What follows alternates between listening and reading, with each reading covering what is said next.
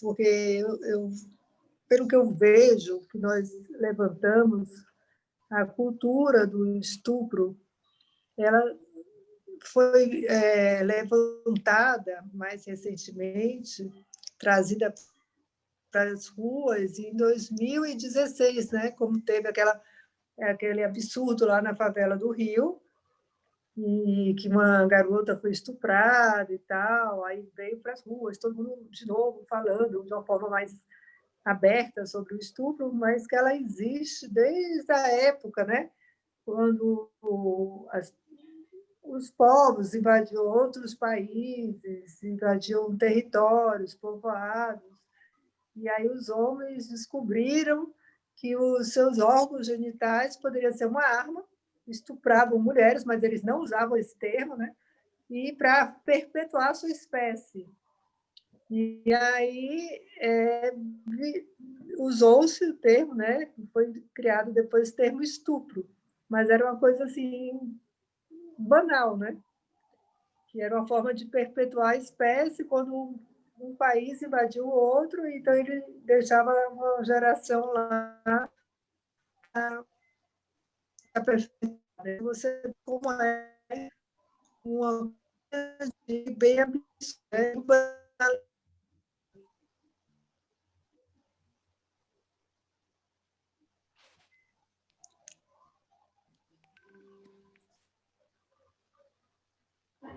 Eu acho que a internet da Carla travou, gente. Sim. A gente travou. Eu acho que travou. Vamos tentar organizar.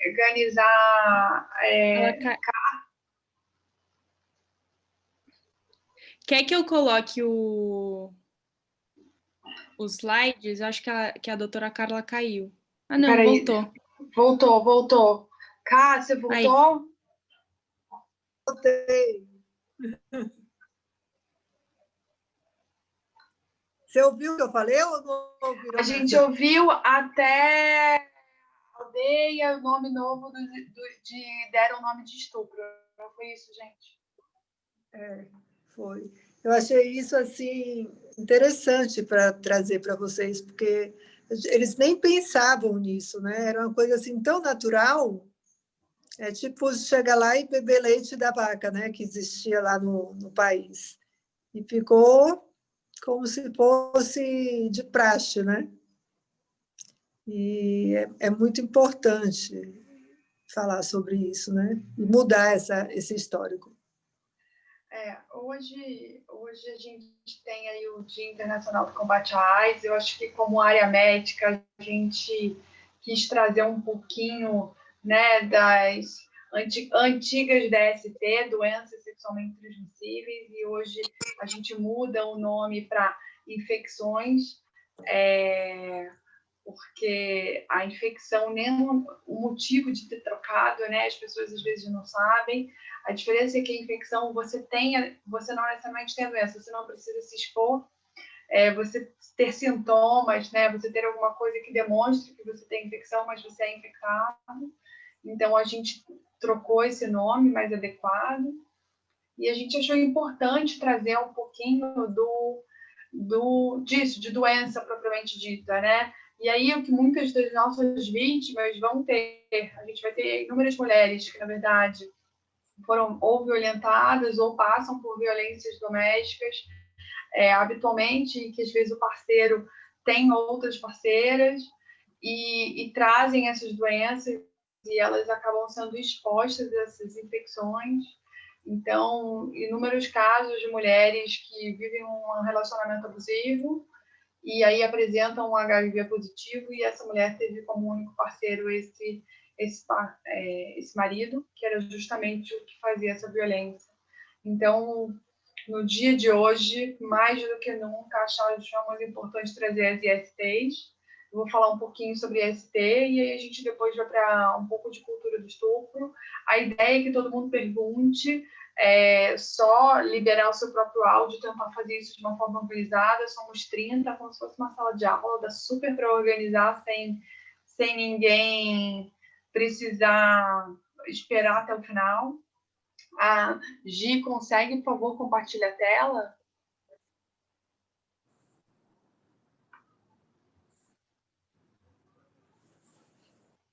Obrigado, Clícia.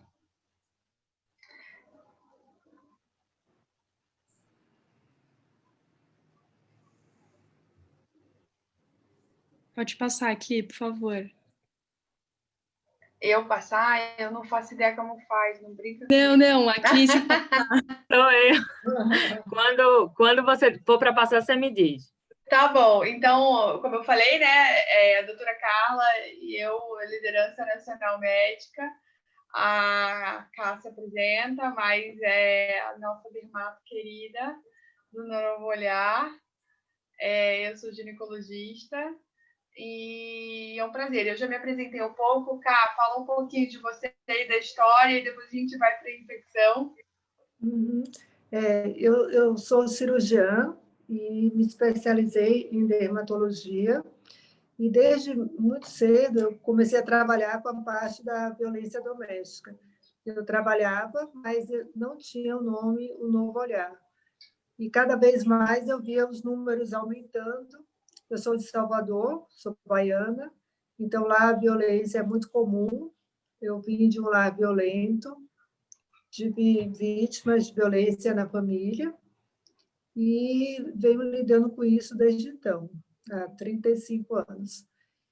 E pensei que aqui em São Paulo,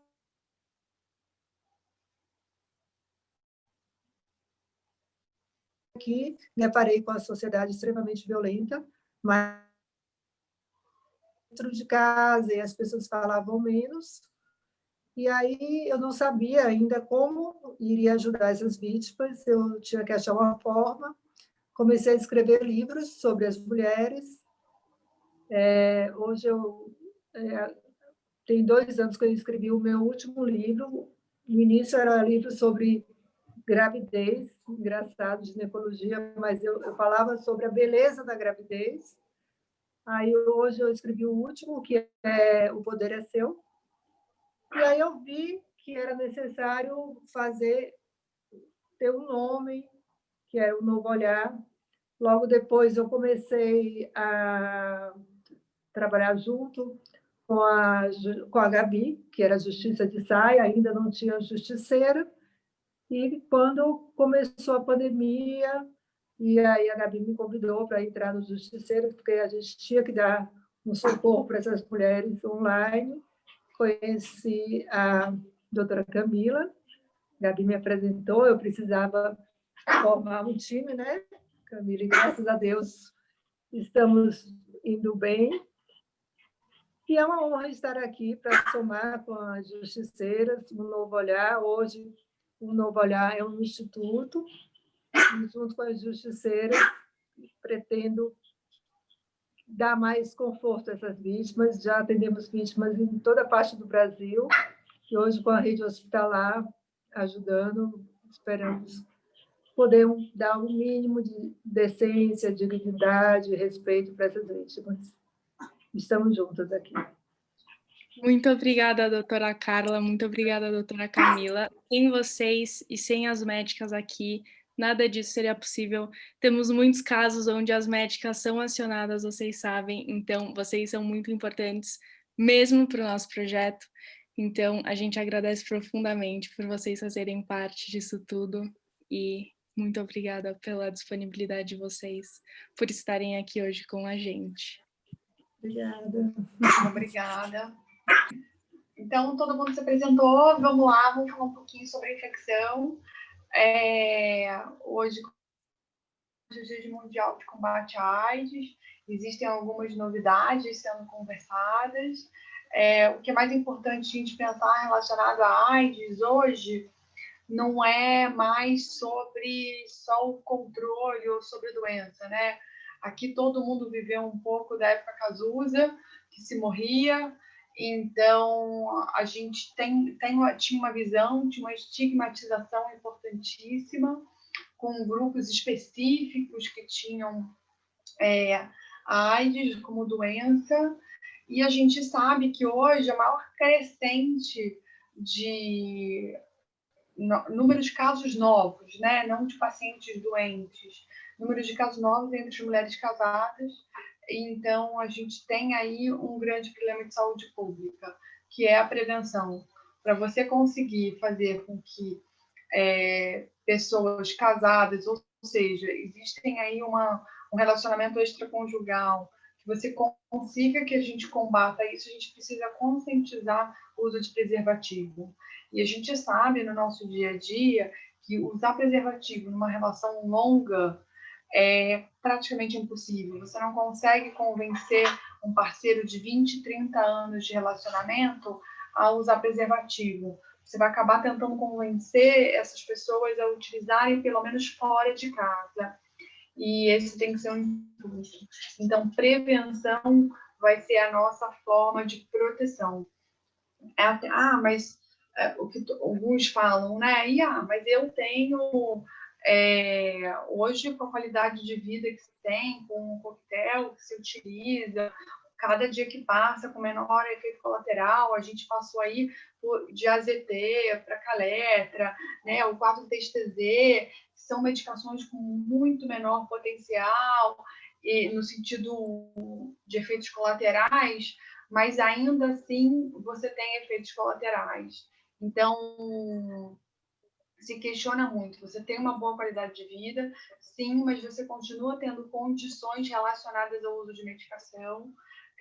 Apesar de você ter uma sobrevida enorme, a gente continua tendo poucas AIDS mesmo, a gente já não vê mais capose, né? Eu acho que a Carla e eu, a gente viu muito mais isso 15 anos atrás de faculdade, a gente não vê mais isso, aquela tuberculose gravíssima como a gente via, mas a gente continua tendo a infecção de HIV.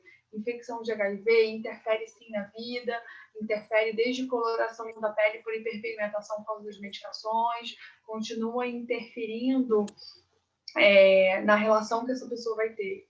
Então, prevenção e a violência está incluído você passar essa doença porque o outro não quer, né? Então, está incluso também o não cuidar do outro. Então, a violência também está inclusa não se preocupar com o outro. E aí esse parceiro, que na verdade é uma forma de violência, né? Mas ele não me batia, aquilo tudo do parceiro, mas ele passou HIV, ele sabendo, né? Ele sabe que ele teve relações extraconjugais e possivelmente se contaminou, mas ele não contou para a esposa por uma questão de que ele não queria assumir isso. Então, a gente precisa pensar que é um tipo de violência essa passagem de medicação, de infecção. E aí eu queria falar um pouquinho sobre cada uma delas. Pode passar, Cleice, por favor. É bem en passant, tá? Eu não tô... Se alguém quiser mais detalhes sobre... Desculpa, gente, é um gato. Se alguém quiser, eu posso explicar cada uma delas, mas de verdade eu achei que não era o momento aqui. Então, quem pode pegar DST? Todo mundo. Gestante pode pegar DST, homossexual, heterossexual, qualquer um. Não tem a menor diferença se você tem... mas eu tenho sexo anal, eu tenho sexo vaginal, eu faço sexo oral. Qualquer um. Apenas masturbação não vai ter... A gente tem que ser muito claro, né? E apenas masturbação não vai ter, na verdade... relação com DST, o resto todo. A gente vai ter que usar camisinha para não ter DST. Uma das coisas que as pessoas me perguntam muito, e eu como gineco entro na história, mas eu não vou conseguir fazer com que o meu parceiro use, a gente tem uma relação estável. O problema é que cada dia que passa as relações estáveis estão ficando mais curtas, né? Então, hoje em dia eu escuto de algumas meninas, mas eu já tô com ele há 3 meses. Vai dando uma aflição e a gente precisa mudar isso, de que isso não é uma relação estável, né? É claro que eu me interferi num casamento de 20 anos é uma coisa, interferir num relacionamento de 3 meses é outra. E essas relações estão ficando mais estáveis, mais rápido. A gente precisa... o número de parceiros aumentou, está muito fugazes.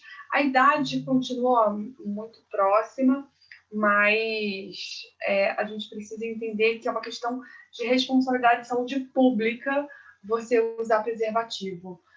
Você não vai usar com sua esposa, você não vai usar com seu parceiro, mas você usa fora de casa se você for fazer isso. O resto é com você, né? A questão de saúde pública. A gente tem receber sangue transfusional não testado. Hoje, o Brasil, nisso é algo bem sério. A gente tem pouco sangue não testado, tá? A maioria dos bancos de sangue tá uma coisa que é bem séria, pelo menos até hoje onde eu trabalhei, mas existem, a gente existe. Aquela boa e velha manicure que todo mundo fala, muito mais chance de hepatite do que propriamente dito HIV, tá? Muita gente pergunta, mas eu posso? As pessoas perguntam normalmente do banheiro, se pode. Não, HIV é um vírus que, na verdade, morre super rápido fora do corpo, tá? É um dos vírus com luz solar, rapidamente ele morre, mas ele é rapidamente transmitido durante qualquer forma. Então, sua manicure tem mais chance de ser hepatite C do que, na verdade, ser uma DST. Não adianta, DST todas elas são de forma sexual, com qualquer tipo de sexo, tá? Mas eu vou fazer sexo oral de camisinhas? É o ideal. A gente sabe que não é o real. Eu acho que eu estou num grupo de adultos, não adianta eu ficar falando que é o real e não é o real, a gente não vê. Assim, raras são as pacientes que relatam ter usado, né? Eu tenho muito mais pacientes, eu tenho algumas pacientes que são realmente garotas de programa e elas são muito mais preocupadas com isso do que, na verdade, as mulheres, mães, as que estão namorando, que estão pela procura de um parceiro, né? Ou parceira. Quem acha que relações homossexuais não podem pegar DST está errado, né? Você usa brinquedos eróticos e você usa boca, então isso pode continuar, então a homossexualidade não te libera de não pegar DST. E eu queria abrir para dúvidas, sim, eu acho que eu não estou aqui para falar exatamente de todas as doenças, mas a gente tem sífilis, o número de sífilis no Brasil triplicou no último ano, e sífilis, para vocês terem uma ideia, é uma das que dá alteração congênita, ou seja, você engravidar tendo sífilis, você pode ter alteração no seu bebê, né? Então, é uma das grandes doenças e que a gente tem tratamento, é super rápido, simples, barato, disponível, SUS, e a gente continua tendo. Ou seja, as pessoas continuam se cuidando. E é tenebroso. Se eu ficasse botando foto de DST aqui, IST, eu acho que todas nós sairíamos sem conseguir comer os bolinhos de quem estava fritando do jantar. Mas, infelizmente, a gente precisa de um certo choque, às vezes, para entender o quão importante é isso.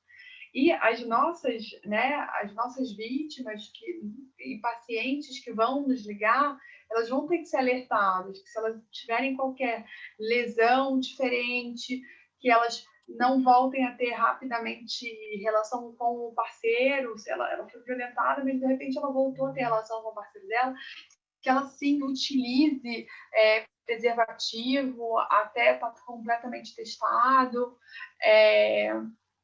Então é importante. Flávio, vamos lá, fala, por favor, para todo mundo. Boa noite, gente. Eu sou Flávia, sou psicóloga e sou líder nacional dos Justiceiras. Um prazer ouvi-la, doutora Camila e doutora Carla. Então, meninas, eu trabalho com abuso sexual e estupro há algum tempo. E o que eu vejo, doutora Carla, é a falta de preparo de algumas equipes, eu estou falando da realidade Bahia, tá? Em se fazer os testes rápidos e a profilaxia, principalmente de estupro e de abusos sexuais infantil. Como é que eu estou falando da minha realidade aqui na Bahia? A gente conseguiu, junto à gestão municipal, implantar isso nos hospitais, quando na realidade já é lei, né? Tem que ter. Como também a notificação compulsória. Me preocupa muito, é uma das minhas grandes questões no Justiceiras, que falo para todas as psicólogas que oriento, que a notificação compulsória, tanto de estupro como de abuso, ela precisa ser feita. Então, eu acho que essa bandeira, sem estatística, não tem políticas públicas. Então, é só uma complementação aí para as meninas. E eu queria saber qual o protocolo que é usado aí, doutora Camila, no caso de violência sexual. Vamos lá. Profilático. Sim. Flávia, na verdade, sim, pelo menos aqui em São Paulo e no Rio, onde eu atuei, eu não atuei, só atuei fora do Brasil e no Rio e São Paulo, nunca atuei no Nordeste como médica, mas a gente sabe de algumas dificuldades, a gente sabe do SUS, existem vários SUS dentro do SUS, não adianta, a gente sabe disso. Notificação compulsória, sim. O Ministério da Saúde tem um protocolo de violência fantástico, na verdade, muito bem feito, tá? O Ministério da Saúde nisso é fantástico, tem algumas coisas que o Ministério é bem importante e é para ser seguido. A gente usa o protocolo em qualquer lugar, a gente faz o PrEP. Eu não sei se algumas pessoas sabem o que é PrEP, tá? Então, para botar todo mundo na mesma página, existe uma medicação hoje que a gente utiliza. Eu não gosto muito de falar, depois eu explico por quê, mas a gente usa uma medicação que a gente agora não mais é uma profilaxia pós-exposição, que a gente pode usar como se fosse uma pílula no dia seguinte relacionada ao HIV. E aqui em São Paulo isso é distribuído gratuitamente em todos os hospitais, qualquer rede estadual, municipal e federal. E a gente utiliza, assim, a gente não mais utiliza protocolo de 30 dias para AZT, pelas complicações do AZT propriamente dito, pelos efeitos colaterais. A gente faz beta-HCG e acompanhamento pelos CAISMs, que aqui se chama isso, tá? Isso tudo falando rede pública. Rede privada, a gente espera. Einstein, eu tenho certeza que tem, eu fui da equipe durante muito tempo e sigo no consultório. Os ginecos estão bem acostumados com profilaxia pós-exposição, para a gente pedir o beta-seriado, ultrassons e a profilaxia de HIV, hepatite, e a gente já faz tratamento de sífilis, tá? Independente, a gente já trata para garantir que nunca chegue nem a lesão. Então, a gente faz um protocolo bem organizado, é muita medicação, e elas são bem organizadas. Eu trabalho em dois hospitais municipais, né? Um em Guarulhos e um em São Bernardo do Campo, aqui em São Paulo, e ambos são muito bons. E outros dois particulares, ambos particulares também fazem. A notificação compulsória, eu acho que é muito difícil nos hospitais até particulares, né? Os hospitais públicos são mais comum fazer as notificações compulsórias, mas em hospital... Claro, meu amor, é um cachorrinho, gente. Os hospitais particulares, eles fazem... São mais difíceis, os pacientes normalmente são mais receosos em relação a fazer notificação compulsória, mas é feito sim, vai depender da rede. Tá? Notificação compulsória, até por causa da questão do aborto aqui em São Paulo, o aborto legal, né? Então, como a gente consegue fazer o aborto legal rapidamente, apenas sem decisão judicial, é algo bem levado a sério, Flávia. É um protocolo enorme. Se vocês quiserem isso, eu posso dividir com vocês. Eu mando para quem quiser, pode mandar no privado. É um protocolo bonitinho, mas é bem Ministério da Saúde, viu? Mas, assim, eu queria até para a gente levar as maternidades daqui. E, assim, a gente teve um caso de aborto legal, doutora Camila, levamos a vítima para a delegacia e a notificação compulsória foi um dos instrumentos para que se fosse realizado o aborto. Então, assim, eu acho que a gente tem uma questão importante, tá, Flávia? Assim, a gente está levantando uma bola, que é uma que eu trago. A gente tem muita paciente em áreas periféricas que, na verdade, falam do estupro sem ter boletim de ocorrência. Não, mas eu estou falando da realidade daqui, assistida, o primeiro atendimento, assistida pelo nosso programa, e dá certo. Mas, Camila, beijo, você me respondeu, e vamos deixar aí as meninas tirarem as dúvidas dela. Estou aqui assistindo.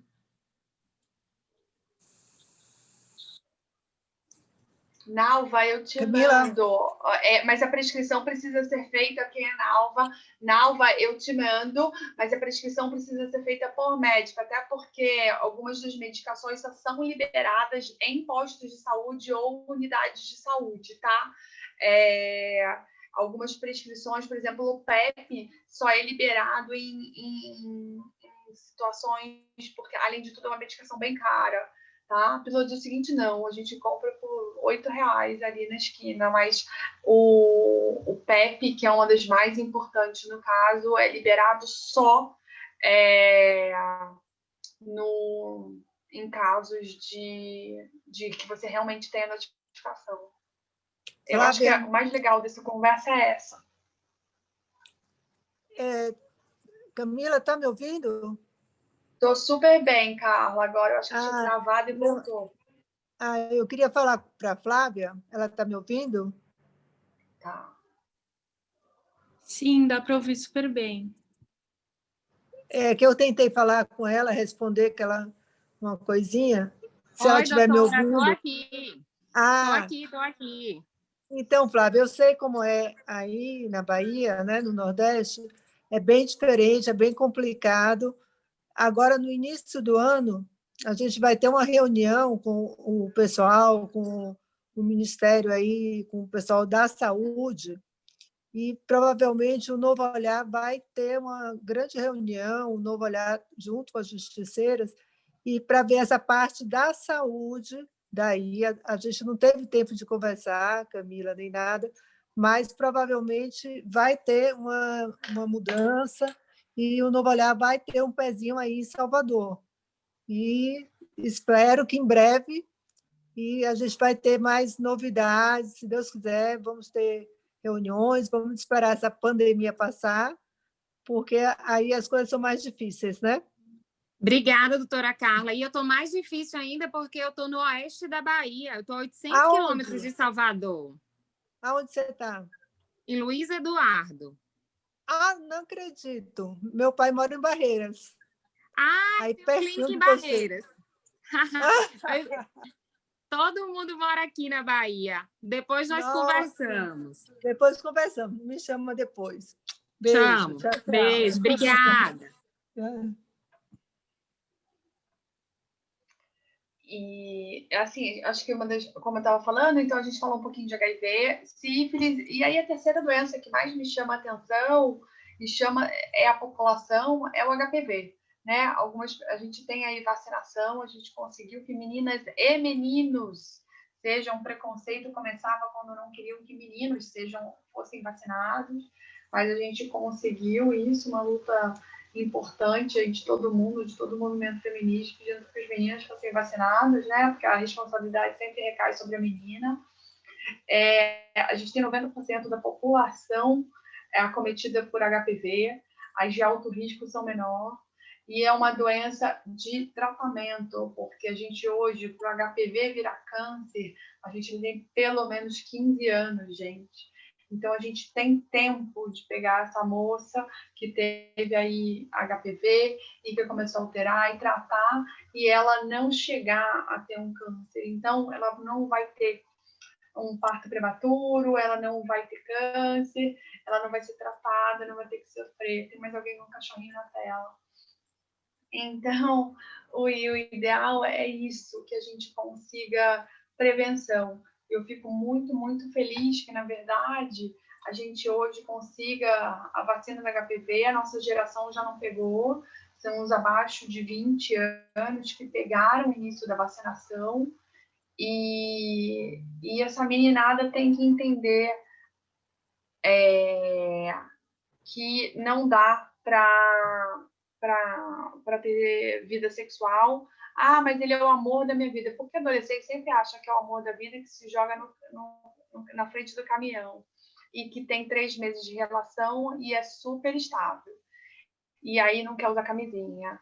É muito trabalho em cima dessa garotada.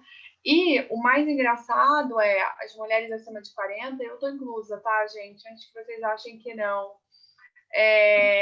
Eu estou inclusa, são o segundo maior caso, porque eu acho que a gente começa a ficar mais... Eu vou falar um palavrão, mas tá gravando, né? É um problema isso. Não pode gravar, Giovana, eu falando... agora você pode voltar a gravar, que eu vou ficar séria de novo.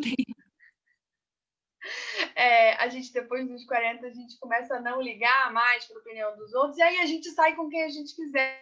Só que aí a gente faz besteira, a gente pega e usa a camisinha de novo, a gente se separou dos trastes que a gente tinha arrumado quando nova, e aí a gente pega de novo. Então, a segunda população que tem mais sífilis, mais recomeço de AIDS, acaba sendo a população acima de 40. Quando a gente se liberta,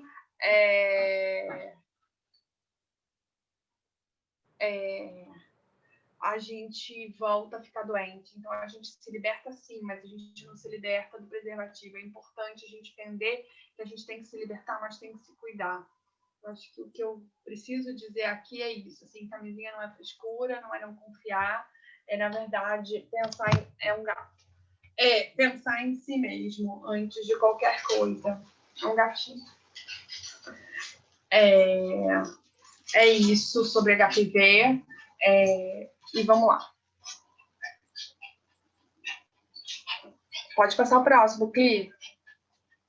Gente, droga eu não preciso nem comentar, né? Que não dá, né? Tipo, mas pelo menos, olha só, tirando assim grandes lugares tipo Cracolândia, a grande verdade é que tem pouca transmissão hoje, tá? Assim, dos usuários. Hoje em dia me preocupa muito mais narguile do que propriamente dito seringa, tá?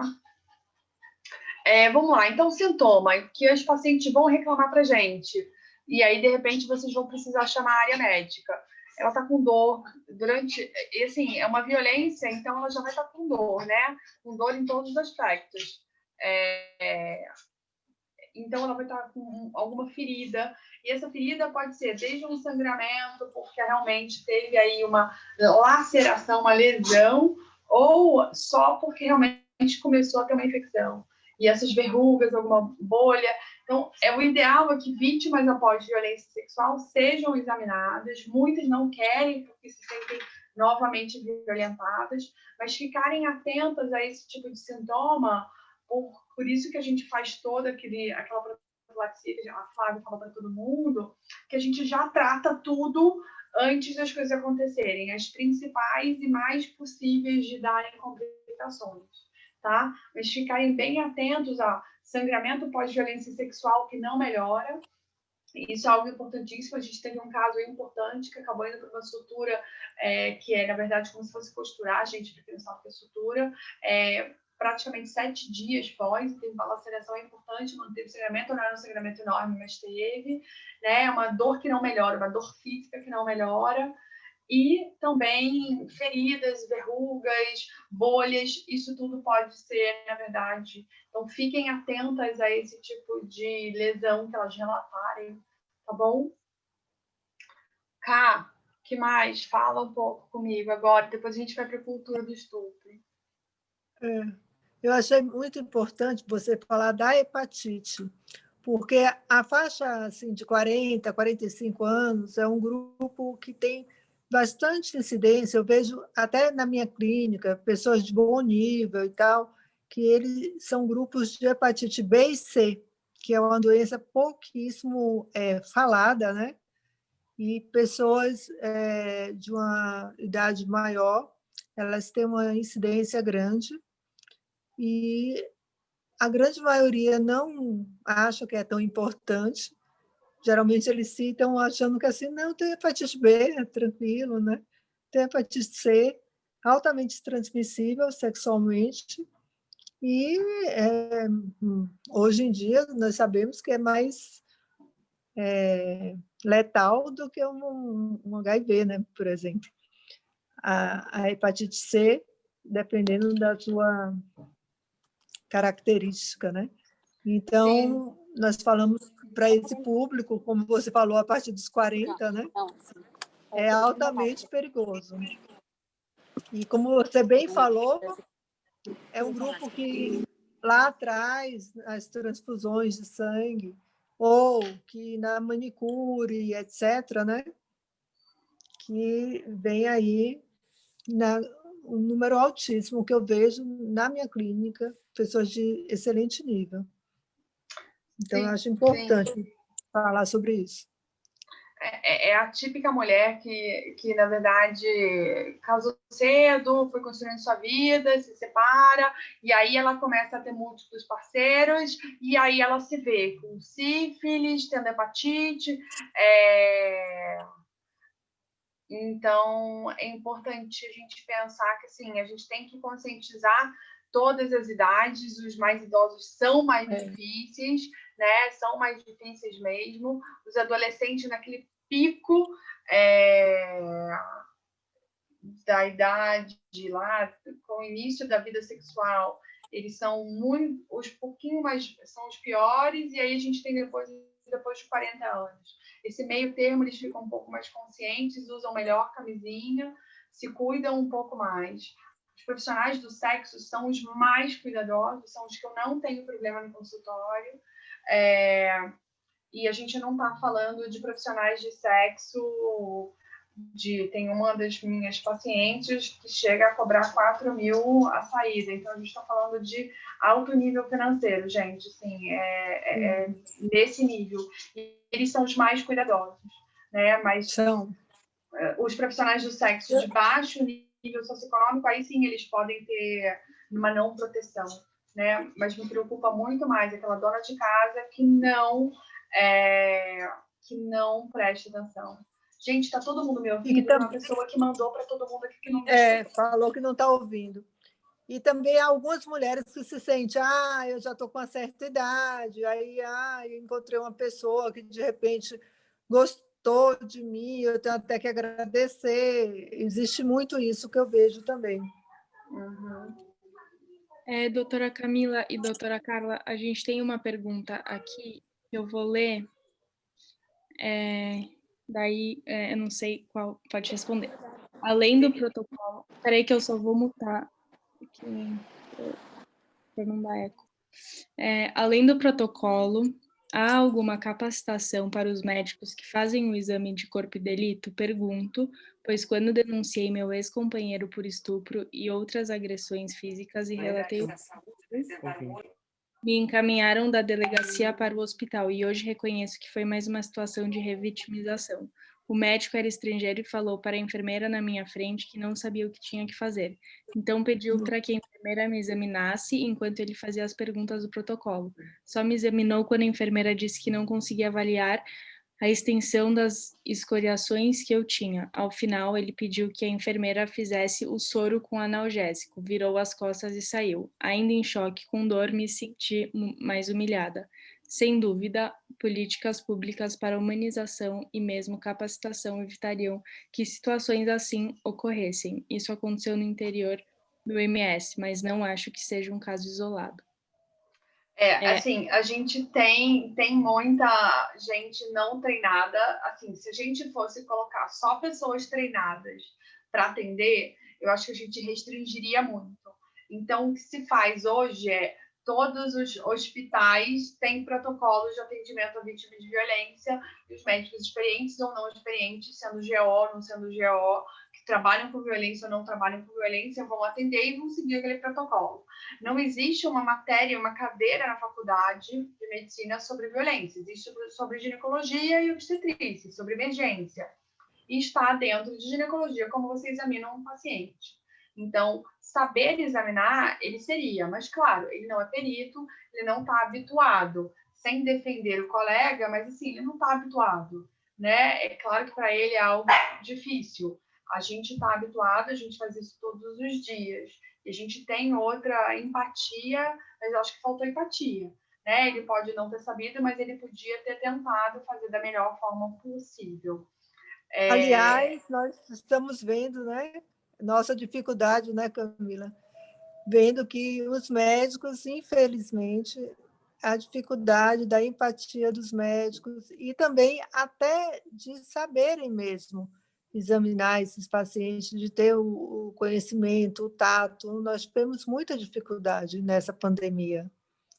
Nós vimos que o médico tem sido muito utilizado na pandemia, né? A gente está aí com uma sobrecarga importante de trabalho e eu acredito de verdade que a gente vai chegar ao ponto de não existir só a perícia, como a gente das pessoas especializadas em violência, mas também ser parte da cadeira. né? Eu realmente acredito que já Eu a acredito gente vai que vai ter começar uma a dar matéria, aula exatamente. de matéria, não necessariamente uma cadeira inteira, mas vai ser uma parte de ginecologia. A gente vai ter falando sobre violência doméstica, da mesma forma que a gente aprendeu. Quando nós tivemos em direito, né? Nós Como a tivemos gente. aula. Exato, da mesma forma que a gente teve em perícia, né? É que nós, como peritas, fazendo isso, a gente acaba trabalhando. Mas eu acredito que sim, é uma falha da formação, é uma pena que tenham aprendido dessa forma, mas eu acredito que a gente está exatamente para evoluir. A gente já. Eu vou abrir aqui a outra pergunta, Cá, a gente responde junta. Na minha cidade, coquetel, centro de testes, ótimo, é isso aí. É isso que a gente gostaria de ter em todas as cidades, mas a gente não necessariamente vai ter, né? E aqui na minha cidade existe núcleo capacitado, liberando gratuitamente de autoteste para fazer em casa sozinho. O que é autoteste? Você está falando, portador de vírus para coquetel, autoteste de HIV, que estranho. É até fácil, na verdade, mas ele precisa ser colocado em uma geladeira com temperatura específica e não pode ter comida. O tipo de geladeira que tem no hospital nunca pode ser misturado. O HIV e o VDRL é super fácil, a verdade é essa. É uma gota de sangue para cada um, a gente aprende a fazer isso super facinho, mas você não pode ter uma geladeira misturada, você tem que manter temperatura específica, como qualquer medicação. Pode vender em farmácia, mas não era para vender. HIV rápido é um teste que não é para vender em farmácia, tá? Você está vendendo em farmácia de forma ilegal. A gente não pode ter teste de HIV vendendo em farmácia. Você pode Aqui em São Paulo está vendendo em todas, viu?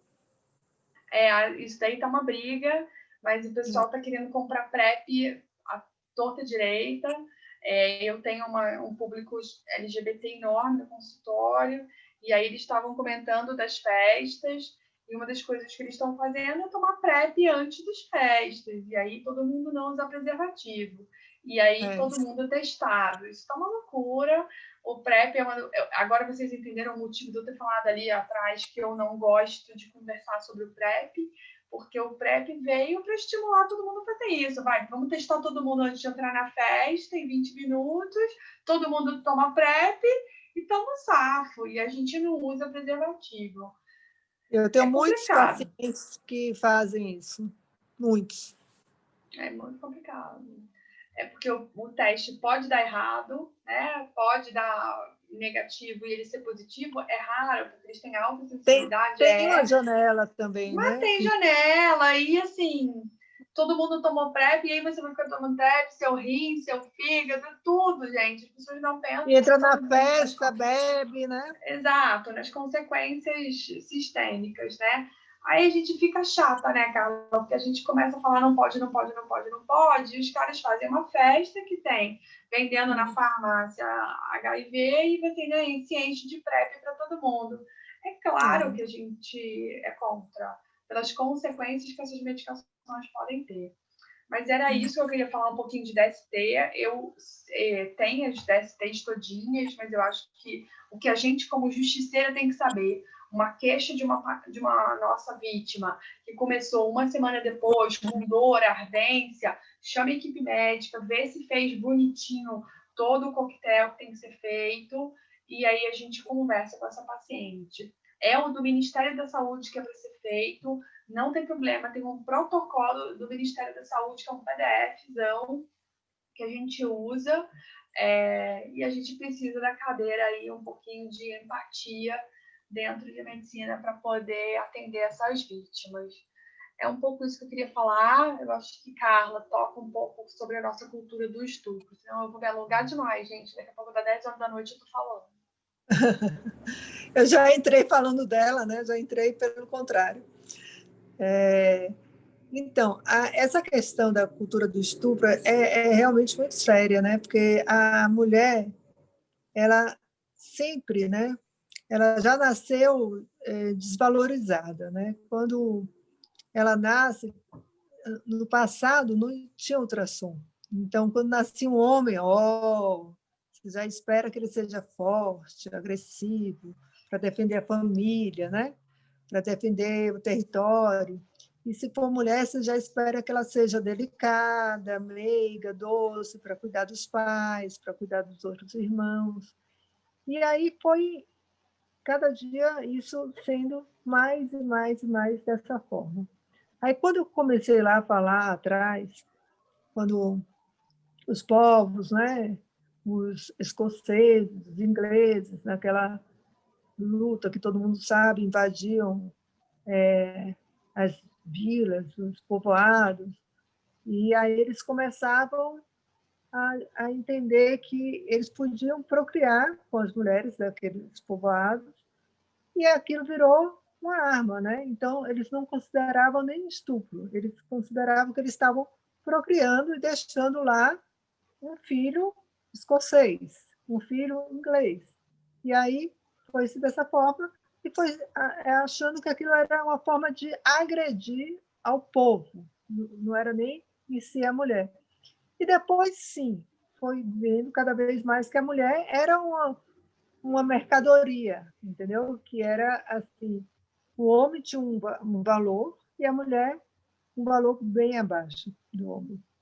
E ela não tinha um órgão que podia agredir. E nós sabemos que nós, de alguma forma, já podemos ter até contribuído com essa cultura do estupro. Quando nós, hoje mesmo, eu estava vindo para cá e eu me peguei fazendo isso.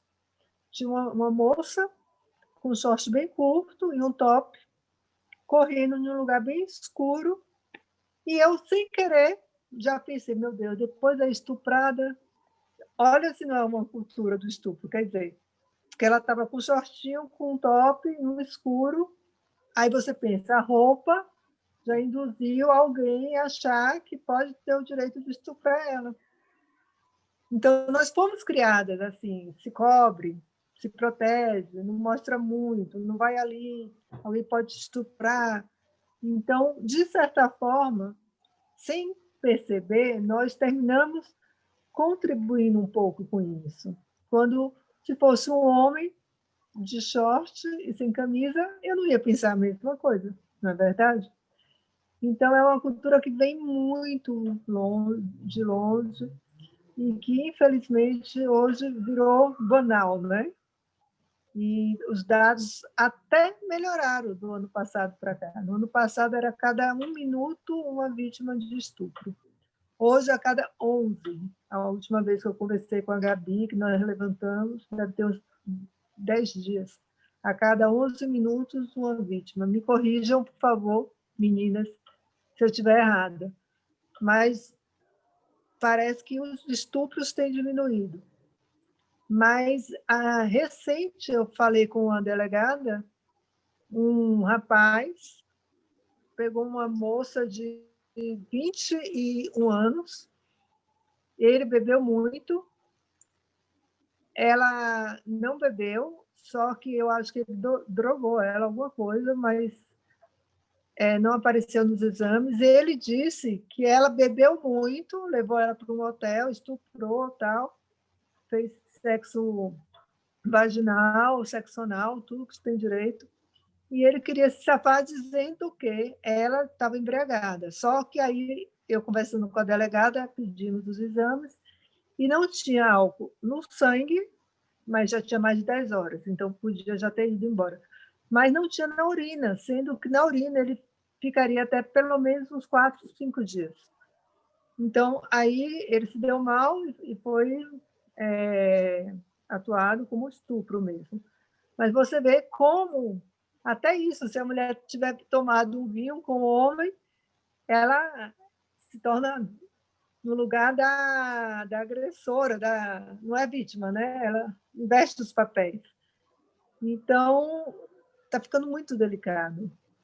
Eu queria ouvir um pouquinho a opinião de vocês. Alguém falou de um documentário aí, Giovana, dá para você ler esse comentário?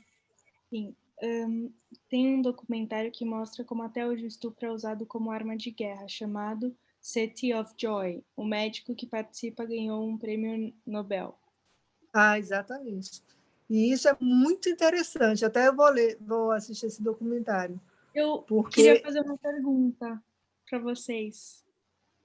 Eu queria saber quais são as consequências para a vítima, tipo, qual é a consequência psicológica, mental para a vítima que é estuprada? Nossa, Olha, tipo, eu não gigante. sou psicóloga, viu? Eu não sou psicóloga, mas eu imagino que deve ser uma destruição, né? A nível de impotência, de pavor, pânico. Olha, Cá, eu vou me meter nessa, porque eu, com Mensana, que a gente fazia, era exatamente essa coisa do mente e corpo. E as consequências vão do CIDF, né, tão conhecido da gente, que são os CIDs psiquiátricos e psicológicos, até a menopausa precoce. Tá Então, vendo? então, as pessoas, assim, desde... Gente, só a gravidez indesejada já é um trauma que tá ali, ou ser vítima, né, e acabar passando por um aborto, ou ter um filho vítima, né, da violência. Então, já é algo para o resto da vida. Tem um estresse pós-traumático, tem um vaginismo, né? Essa mulher pode ter, na verdade, nunca mais conseguir ter relações sexuais porque ela foi violentada, então ela transforma isso em vaginismo. Essa mulher pode ficar tão estressada que alterar o neurohormônio e ela entrar em menopausa precoce, ou ela ovular mais e aí sim ela fica grávida durante o estupro, ela pode desenvolver alterações tiroidianas, ela pode ter, com esse embotamento afetivo, essa coisa, ela pode ter constipação, alterações alimentares. Gente, não tem fim as complicações possíveis técnicas médicas, mesmo com o CID. Vai ter paciente que vai ter desordem desde alimentar, desordem mental, alteração de peso, automutilação, o que vocês imaginarem.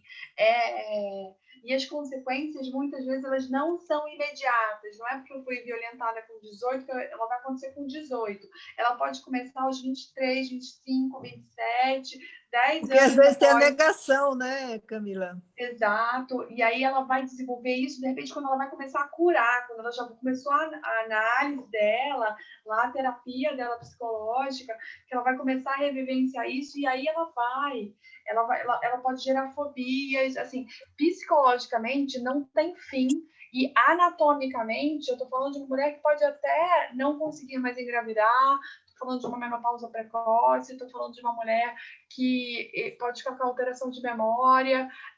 As alterações são importantes, não desvalorizem. Nossa, agora falando aqui, você me lembrou uma pessoa bem conhecida minha, que na época ela falou que ela foi estuprada, mas ela é uma pessoa muito alegre, ela falou num tom de brincadeira, ela falou assim, sabe aquele meu amigo, não sei o quê, me estuprou, não sei o quê, sabe, rindo, assim. Eu, na época, não acreditei. E aí, ela não falou em tom sério e tal, e aí eu lembro que ela era magra, bonita, feliz, não sei o quê. Tarará. Aí ela sumiu e engordou assim 20 quilos.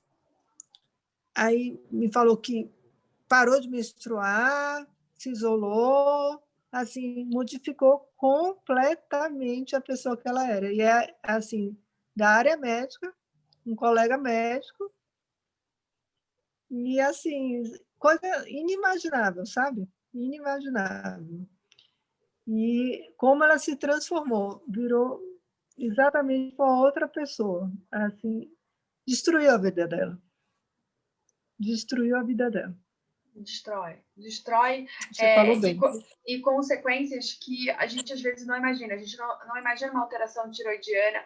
Eu tenho uma das pacientes que ela começou a ter abortamento de repetição e ninguém imaginava. Na verdade, essa causa não tem classe social. Não tem nada, não tem as consequências, não tem classe social, não tem cor, não tem credo, não tem absolutamente nada. As consequências existem e quem passa peneira ou passa pano para essas consequências não estudou direito. Desculpa ser tão enfática, mas as consequências são cruéis. Gente, assim, vamos abrir para pergunta. Se alguém ainda tiver alguma coisa, senão a gente fica se alongando muito. Eu acho que uma hora e um pouquinho é o suficiente de um webinar para a gente também não ficar massivo. A gente pode voltar se vocês precisarem outro dia. Mas pergunta, gente, vamos lá. Nada, Helena... pode abrir o áudio, galera. Não fica com medo. Oi, Catinha, saudade de você. Eu falei do Mensana. A Helena tá com a mão levantada, eu não sei se ela quer. Eu não enxergo daqui, gente, velhice. Vamos lá, cadê? Helena. Helena, fala, garota. Bem Serginho Grossman. Fala, garota. Eu vou fazer uma pergunta.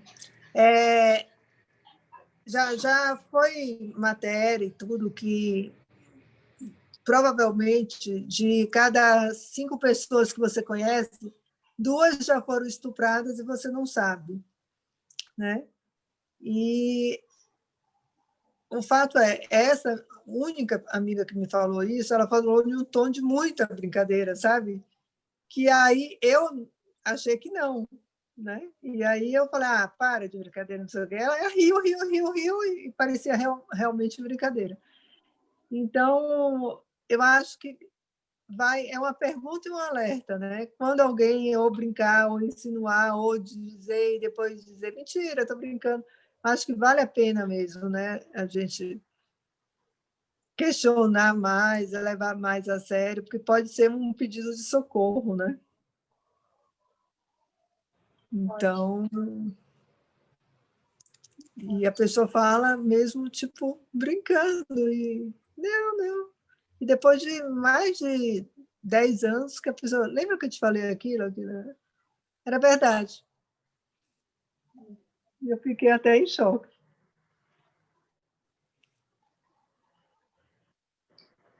É isso, Daiane. Gente, se não for surgindo... Cadê a Helena? Ela está aqui para perguntar alguma coisa? A Daiane está perguntando alguma coisa aí. Eu estou olhando. Gente, gostei muito do que falou em entrevista sobre apoiar a vítima de forma respeitosa. Sim, mas não é pergunta. Obrigada, Dai. Meninas, se tiver, abram o som. Não tá travado para ninguém, tá? Cadê? Helena não vai me responder. Helena, você vai perder a vez, gata. Na verdade, isso aí foi só um comentário que eu fiz sobre o comentário que a colega fez sobre um livro recente, né, de um jornalista, que ela fala sobre a experiência dela em ter vivido experiências de abuso, mas não só dela. E aí assisti a entrevista e ela falou da importância do apoio à vítima de uma forma respeitosa. Aquela vítima que passou por isso há muito tempo e às vezes escolhe, inclusive, não denunciar, né? Verdade. E muitas escolhem não denunciar, né? Sim. Muitas. Eu não entendo por quê. Muitas vezes dói 2 vezes, né? E aí você escolhe, entre aspas, não ter a segunda dor, mas não ter a libertação. Aí cabe às psicólogas. Mas, meninas, dúvidas em relação a alguma questão técnica, alguma coisa que vocês queiram falar, que a gente possa ajudar? Nossa, olha a outra com cachorro também, viu? Fica doida que tô com cachorro. O meu tá aqui. Gente, doutora Camila, como sabemos, trabalha muito. Foi uma luta conseguir esse webinar, ela precisa sair.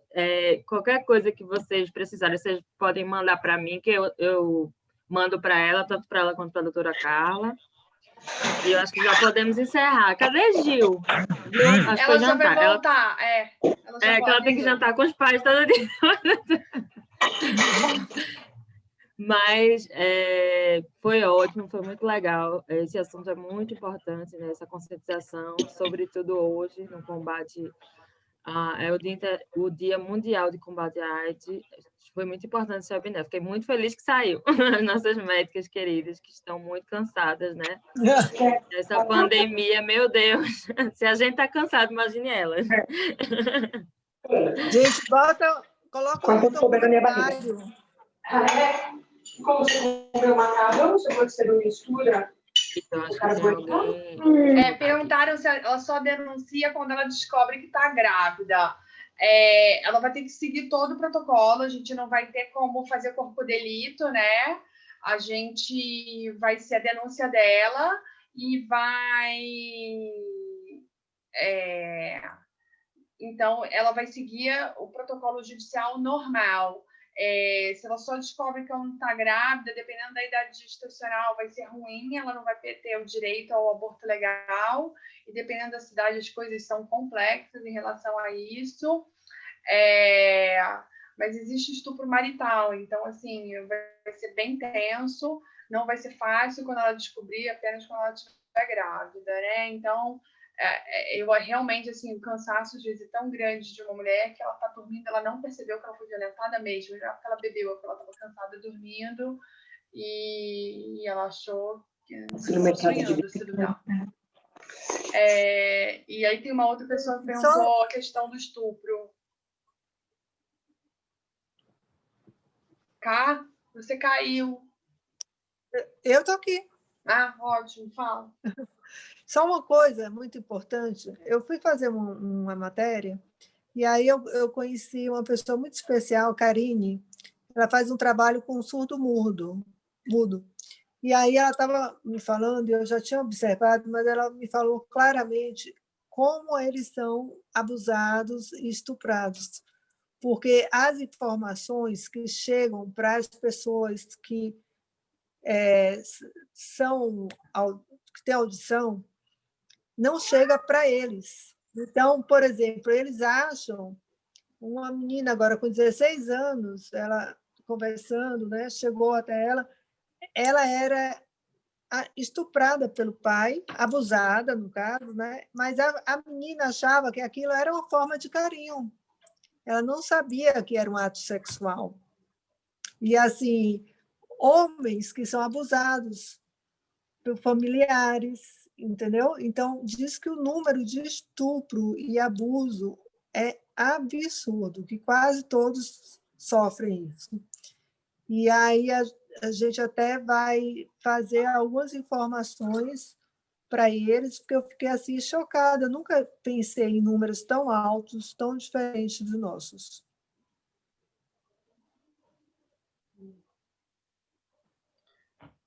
Perguntou sobre a castração química. Olha, isso é um debate gigantesco, tá? Eu acho que eu não consigo tempo hoje para fazer isso. A gente pode, mas estupro, eu já te adianto que não é uma questão neuroendócrina, tá? Que são os hormônios masculinos e femininos. Eu te adianto que é uma questão física de dominação.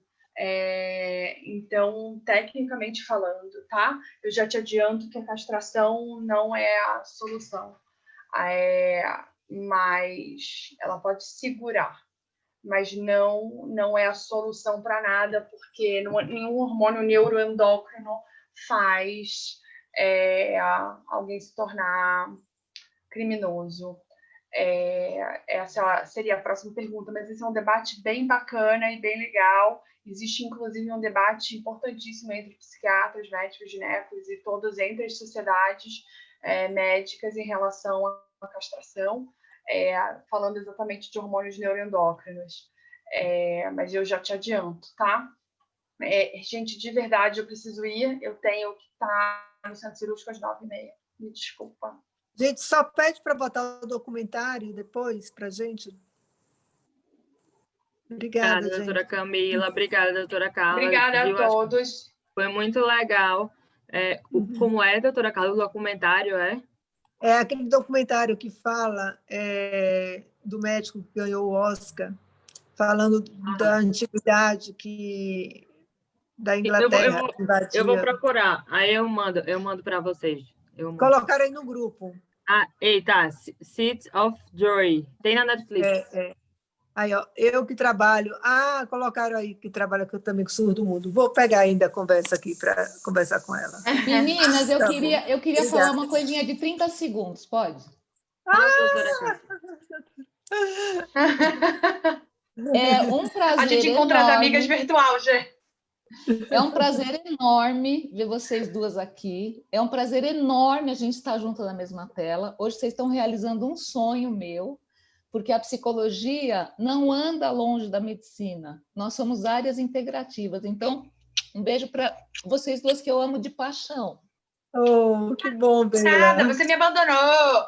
Tá aí de quarentena. Não é nada, eu vou te catar em casa. Olha, tá vendo o Carlinhos está falando? Ela vai me catar. Tá vendo? Eu ia falar a mesma coisa sobre você. Então venham juntas, venham juntas. Beijo, beijo. Beijos a todas, gente. Beijos, tchau. Que bom, que bom. Tchau, gente. Obrigada. Boa noite. Boa noite, Clícia. Tchau. Se quiserem me perguntar, pode escrever pelo Instagram, gente. No Instagram sou eu que respondo, não é de ninguém. Então pode mandar que eu respondo tudo. Beijo, beijo a todo mundo. Tchau, beijo. Tchau, obrigada.